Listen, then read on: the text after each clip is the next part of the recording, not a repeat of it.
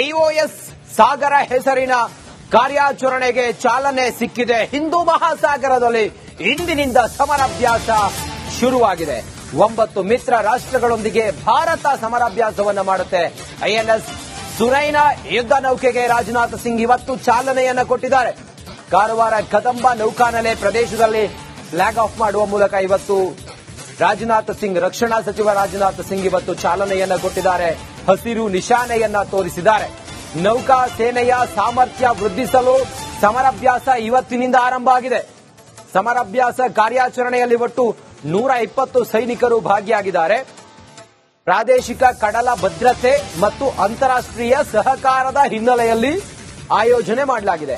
ಸಮರಾಭ್ಯಾಸಕ್ಕೆ ತೆರಳುವ ಮುನ್ನ flag of ಮಾಡಿ ರಕ್ಷಣಾ ಸಚಿವ ರಾಜನಾಥ್ ಸಿಂಗ್ ಆ ಮೂಲಕ ಒಂದು ಹಸಿರು ನಿಶಾನೆಯನ್ನ ತೋರಿದ್ದಾರೆ. ಸೈನಿಕರನ್ನ ಭೇಟಿಯಾಗಿ ಮಾತನಾಡಿದ್ದಾರೆ ಮಾನನೀಯ ರಕ್ಷಣಾ ಮಂತ್ರಿ Rajnath Singh. Kenya, Madagascar, Maldives, Mauritius, Seychelles, Sri Lanka, Mozambique, ದಕ್ಷಿಣ ಆಫ್ರಿಕಾ ದೇಶಗಳನ್ನ ಒಳಗೊಂಡು ಸಮರಾಭ್ಯಾಸ ನಡೆಸಲಿರುವ ಐಎನ್ಎಸ್ ಸುನೈನಾ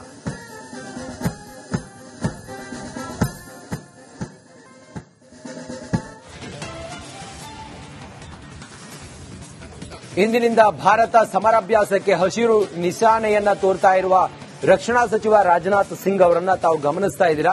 ಇಂದಿನಿಂದ ಭಾರತ ತನ್ನ ಮಿತ್ರ ರಾಷ್ಟ್ರಗಳೊಂದಿಗೆ ಸಮರಾಭ್ಯಾಸವನ್ನ ಮಾಡುತ್ತೆ. ಯಾವ್ಯಾವ ರಾಷ್ಟ್ರಗಳು ಅಂತ ನೋಡಿದ್ರೆ Kenya, Madagascar, Maldives, Mauritius, Seychelles, Sri Lanka, Mozambique, ದಕ್ಷಿಣ ಆಫ್ರಿಕಾ ದೇಶಗಳೊಂದಿಗೆ ಭಾರತ ನೌಕಾನೆಲೆಯಲ್ಲಿ ಸಮರಾಭ್ಯಾಸವನ್ನ ಮಾಡುತ್ತೆ.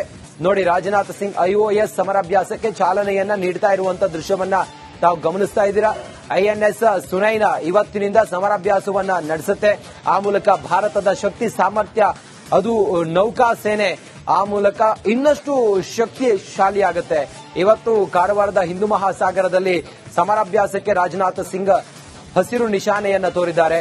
ಫ್ಲಾಗ್ ಹೋಸ್ಟ್ ಮಾಡುವ ಮೂಲಕ ಇವತ್ತು ಅಧಿಕೃತವಾಗಿ ಬೇರೆ ಬೇರೆ ರಾಷ್ಟ್ರಗಳೊಂದಿಗೆ ಭಾರತ ತನ್ನ ನೌಕಾ ನೆಲೆಯನ್ನ ಗಟ್ಟಿ ಮಾಡಿಕೊಳ್ಳೋದ್ರ ಜೊತೆಗೆ ತನ್ನ ನೌಕಾಬಲವನ್ನ ವೃದ್ಧಿಸಿಕೊಳ್ಳುವಂತ ಮಹತ್ವದ ಚಟುವಟಿಕೆ ಇದು, ಕಾರ್ಯ ಸಮರ ಇದು.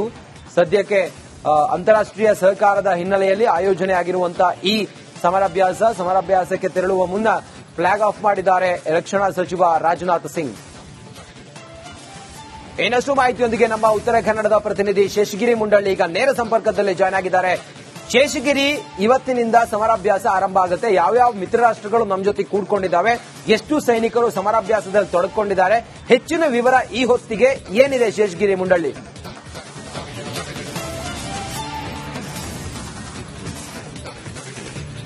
ಹೌದು ರಂಜಿತ್, ಈಗಾಗಲೇ ದೇಶದ ಒಂದು ರಕ್ಷಣಾ ವ್ಯವಸ್ಥೆ ನಮ್ದು ಬಲಗೊಳ್ತಾ ಇದೆ, ದಿನದಿಂದ ದಿನಕ್ಕೆ ಬಲಗೊಳ್ತಾ ಇದೆ. ಯಾಕಂತ ಹೇಳಿದ್ರೆ ಶತ್ರು ರಾಷ್ಟ್ರಗಳು ನಮ್ಮ ರಾಷ್ಟ್ರಗಳ ಮೇಲೆ ಕಣ್ಣಿಟ್ಟಿರುವ ಹಿನ್ನೆಲೆಯಲ್ಲಿ ಮಿತ್ರ ರಾಷ್ಟ್ರಗಳೊಂದಿಗೆ ಭಾರತ ಈಗ ಹೊಸ ಹೆಜ್ಜೆ ಇಟ್ಟಿರುವಂತದ್ದು. ಇವತ್ತು ಒನ್ ಓಷನ್ ಒನ್ ಮಿಷನ್ ಯೋಜನೆಯಡಿ ಇವತ್ತು ಕೇಂದ್ರ ರಕ್ಷಣಾ ಸಚಿವರಾದಂತಹ ರಾಜನಾಥ್ ಸಿಂಗ್ ಅವರು ಇವತ್ತು ಕಾರವಾರದ, ಅಂದ್ರೆ ಏಷ್ಯಾದ ಅತಿ ದೊಡ್ಡ ನೌಕಾನೆಲೆ ಕಾರವಾರದ ಐಎನ್ಎಸ್ ಕದಂಬ ನೌಕಾನೆಲೆಯಲ್ಲಿ ಫ್ಲಾಗ್ ಅಪ್ ಮಾಡಿರುವಂತದ್ದು. ಯಾಕಂತ ಹೇಳಿದ್ರೆ ಈಗಾಗಲೇ ಬೇರೆ ಬೇರೆ ದೇಶಗಳಾಗಿರಬಹುದು, ಮಾಲ್ಡೀವ್ಸ್, ಮಾರಿಷಸ್, ಶ್ರೀಲಂಕಾ, ದಕ್ಷಿಣ ಆಫ್ರಿಕಾ ಸೇರಿದಂತೆ 9 ರಾಷ್ಟ್ರಗಳ, ಅಂದ್ರೆ ಮಿತ್ರ ರಾಷ್ಟ್ರಗಳೊಂದಿಗೆ ಇವತ್ತು ಮಹತ್ವದ ಹೆಜ್ಜೆಯನ್ನು ಇಟ್ಟಿದ್ದಾರೆ. ಅನ್ಯ ರಾಷ್ಟ್ರಗಳ ಒಟ್ಟು 44 ಸಿಬ್ಬಂದಿಗಳು ಕೂಡ ಇವತ್ತು ಐಎನ್ಎಸ್ ಸುನೈನಾ ಹೆಸರಿನ ನೌಕೆ, ಅಂದ್ರೆ ಐಒಎಸ್ ಅಂದ್ರೆ ಸಾಗರ ನೌಕೆಯ ಒಂದು ಹಿನ್ನೆಲೆಯಲ್ಲಿ ಅದರಲ್ಲಿ ಕಾರ್ಯಾಚರಿಸಿದೆ. ಸಮುದ್ರದಲ್ಲಿ ನಡೆಯುವಂತಹ ಕಳ್ಳ ವ್ಯವಹಾರಗಳಾಗಿರಬಹುದು, ಕಡಲ್ಗಳೆಲ್ಲರ ಹಾವಳಿ ಆಗಿರಬಹುದು, ಅಕ್ರಮ ವ್ಯವಹಾರಗಳನ್ನು ತಡೆಗಟ್ಟುವ ನಿಟ್ಟಿನಲ್ಲಿ ಈ ಒಂದು ಮಹತ್ವದ ಹೆಜ್ಜೆಯನ್ನ ರಕ್ಷಣಾ ಇಲಾಖೆ ಇಟ್ಟಿರುವಂತದ್ದು. ಇವತ್ತು ಕೂಡ ರಾಜನಾಥ್ ಸಿಂಗ್ ಅವರು ತಮ್ಮ ಭಾಷಣದಲ್ಲಿ ಹೇಳುವ ಪ್ರಕಾರ ತಾವೇನು ನಾವು ಶಾಂತಿಯನ್ನ ಕಾಪಾಡಿಕೊಳ್ತೇವೆ, ಯಾವುದೇ ಶತ್ರು ರಾಷ್ಟ್ರಗಳೊಂದಿಗೆ ಮುಗಿ ಬೀಳೋದಿಲ್ಲ, ಶಾಂತಿಯನ್ನ ಬಯಸ್ತೇವೆ ಎಂಬ ಸಂದೇಶವನ್ನು ಕೂಡ ನೀಡಿರುವಂತದ್ದು.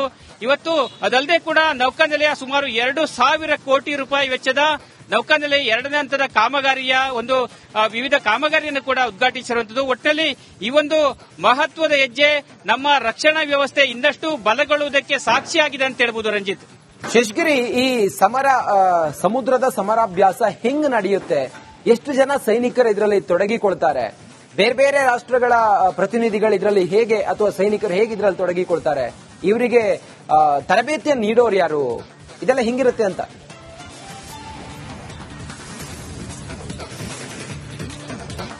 ಖಂಡಿತವಾಗಿಯೂ ರಂಜಿತ್, ಯಾಕಂತ ಹೇಳಿದ್ರೆ ಈಗಾಗಲೇ ಐಒಎಸ್ ಸಾಗರ ನೌಕೆಯಲ್ಲಿ ಸುಮಾರು 9 ರಾಷ್ಟ್ರಗಳ 44 ಸಿಬ್ಬಂದಿಗಳು ಕಾರ್ಯಾಚರಿಸುತ್ತಾರೆ. ಈಗಾಗಲೇ ಅವರಿಗೆ ತರಬೇತಿಯನ್ನು ನೀಡಲಾಗಿದೆ ಮತ್ತು ಕೆಲವೊಂದು ಹಂತ ಹಂತವಾಗಿ ಹಿರಿಯ ರಕ್ಷಣಾ ವ್ಯವಸ್ಥೆಯಲ್ಲಿ ಕೆಲಸ ಮಾಡಿದಂತಹ ಅಧಿಕಾರಿಗಳು ಅವರಿಗೆ ತರಬೇತಿಯನ್ನ ನೀಡಲಾಗಿದ್ದಾರೆ.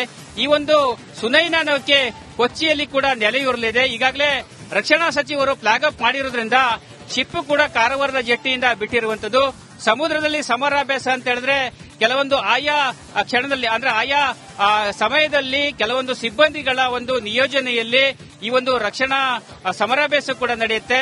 ಈಗಾಗಲೇ ಉತ್ತರ ಕನ್ನಡ ಜಿಲ್ಲೆಯಲ್ಲಿ ಏಷ್ಯಾದ ಅತಿದೊಡ್ಡ ನೌಕಾನೆಲೆ ಇರುವುದರಿಂದ ಈಗಾಗಲೇ ಕಳೆದ ಒಂದು 20 ವರ್ಷಗಳಿಂದ ಆಯಾ ಸಂದರ್ಭದಲ್ಲಿ ನಡುಗಡ್ಡೆ ಪ್ರದೇಶ ಆಗಿರಬಹುದು ಅಥವಾ ನಡು ಮಧ್ಯೆ ಸಮುದ್ರದ ಮಧ್ಯ ಪ್ರದೇಶದಲ್ಲಿ ಆಯಾ ರಾಷ್ಟ್ರಗಳ ಒಂದು ಸಿಬ್ಬಂದಿಗಳು ರಕ್ಷಣಾ ಸಿಬ್ಬಂದಿಗಳು ಬಂದು ಇಲ್ಲಿ ಸಮರಾಭ್ಯಾಸಕ್ಕೆ ತೊಡಗಿಕೊಳ್ತಾರೆ. ಅದೇ ರೀತಿ ಭಾರತದ ಸಿಬ್ಬಂದಿಗಳ ಜೊತೆಗೆ ಅನ್ಯ ರಾಷ್ಟ್ರಗಳ ಸಿಬ್ಬಂದಿಗಳು ಕೂಡ ಅವರ ಜೊತೆಗೂಡ್ತಾರೆ. ಯಾಕಂತ ಹೇಳಿದ್ರೆ ಬೇರೆ ರಾಷ್ಟ್ರಗಳ ಅಂದ್ರೆ ಈಗ ಶತ್ರು ರಾಷ್ಟ್ರಗಳನ್ನ ಯಾವಾಗ ಮುಗಿಬಿಡ್ತಾರೋ ಅವರನ್ನ ಸದೆಬೆಡುವ ನಿಟ್ಟಿನಲ್ಲಿ ಎಲ್ಲಾ ಸಿದ್ಧತೆಗಳನ್ನ ಸಿಬ್ಬಂದಿಗಳು ಮಾಡ್ಕೊಳ್ತಾ ಇರುವಂತದ್ದು. Correct Sheshagiri Mundalli, thank you ತಮ್ಮೆಲ್ಲ